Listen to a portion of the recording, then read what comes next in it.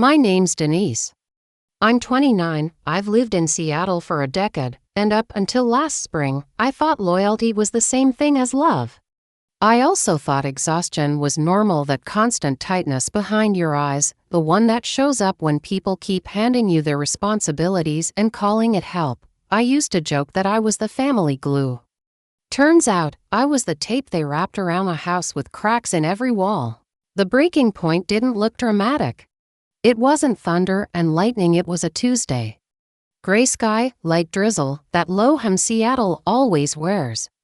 I had just finished work and was heading to my parents' to help finalize some things for Justin's surprise engagement party for Courtney. Except, of course, it wasn't a surprise to Courtney. It was a surprise to their bank account, which I didn't yet realize had me listed as co-signer on more accounts than I knew existed. I remember the smell first, the lemon cleaner Mom uses mixed with overbaked lasagna. Justin was in the living room wearing that expensive sweatsuit he swore was casual CEO chic. Gesturing at his laptop, barking orders. The florist says they need another deposit. Just do it. Denise, you're the organized one. I blinked. Do what? You have Mom's card info. Transfer half to the business debit, half from yours. It's temporary. Temporary, the favorite family word. It's how every one of my savings goals had died. Temporary loan. Temporary favor. Temporary sacrifice. Funny how temporary always lasted exactly until I stopped asking when I'd get paid back. I started typing. Automatic reflex. That's what I did, solved the problem before anyone heard the sound of it. But that night, something small in me twitched. You know that feeling when you step into cold water and your body whispers, "Get out?" That's what it was. Tiny, barely there. I ignored it. A week later, the florist called me about an unpaid invoice. A $5,000 invoice. My name was on it. I confronted Justin, and he gave me the speech, "It's all business deals, Deanie." Short-term cash flow issue. Yet when I looked past him, Courtney was standing in the doorway holding a glass of rose at 3 in the afternoon. Her nails shimmered pale pink, her lips curved into that half-smile that said she wasn't worried. That kind of calm means someone knows there's a safety net under them, and I realized I was the net. That night, I sat on my tiny apartment balcony listening to the rain hammer the rail, trying not to cry because, honestly, I was too tired for tears. My phone buzzed. Mom again. "Don't stress your brother," she said gently. "He's been under pressure with the startup investors. Family helps family, family helps family." But somehow, it always meant I helped them. I guess helping had become my personality. The next morning, while I waited for the bus to work, I sipped cheap coffee and scrolled through my credit alerts. My jaw literally dropped to new credit inquiries, both marked as co-applicant, Denise Miller. My stomach clenched hard enough to make me dizzy. I called the number listed, half hoping it was a mistake. The bank clerk chirped politely that Justin and I had jointly applied for an equipment lease for Horizon Tech. Congratulations on the expansion. Expansion. I laughed right there on the sidewalk, rain running down my cheeks like the world was crying for me. My brother had forged my signature. That was the moment. Not anger, clarity.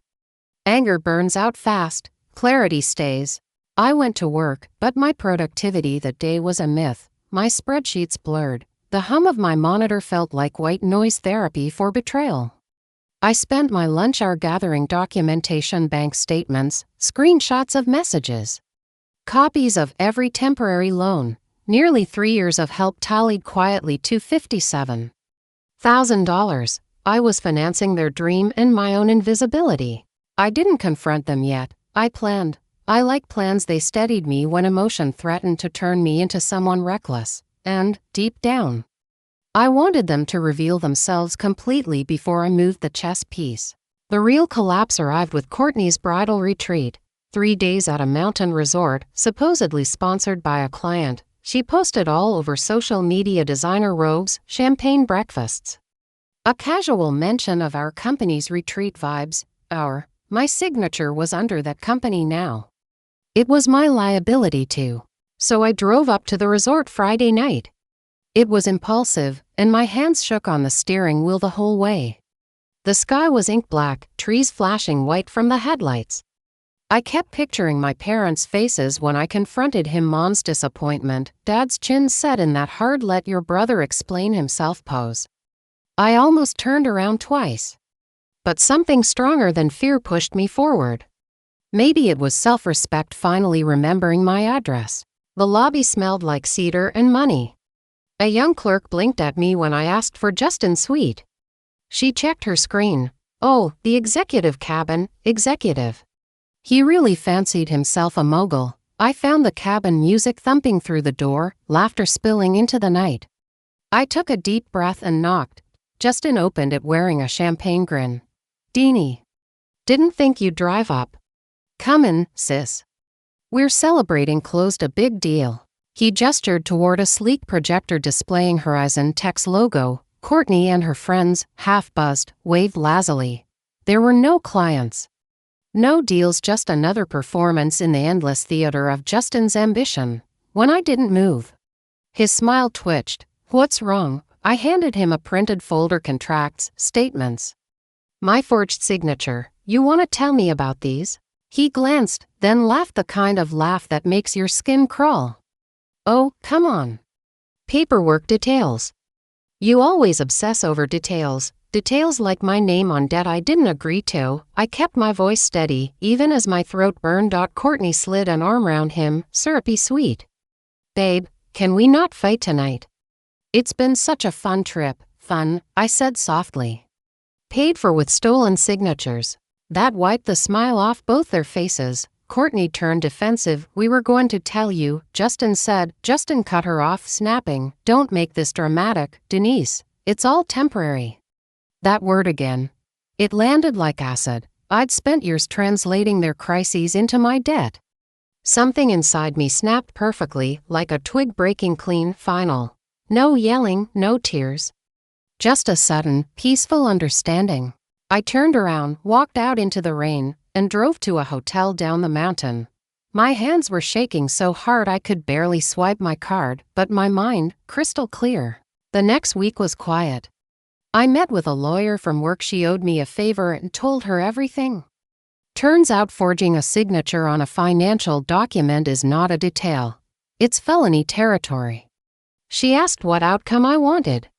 I said, freedom, not blood. We built a strategy. Withdraw authorization, request restitution, sever ties legally with Horizon Tech, and secure my own finances before they could sink them further. But here's where it got twisty. Once I pulled my name, the investors began sniffing around. My brother's shiny castle wasn't built on revenue, it was built on my credit score. Remove that foundation, and guess what? The castle falls. Within 2 weeks, Horizon Tech froze payroll. Employees started posting cryptic messages online, unpaid for 2 cycles, leadership silent. I stayed silent too. Silence is underrated. It makes people reveal themselves.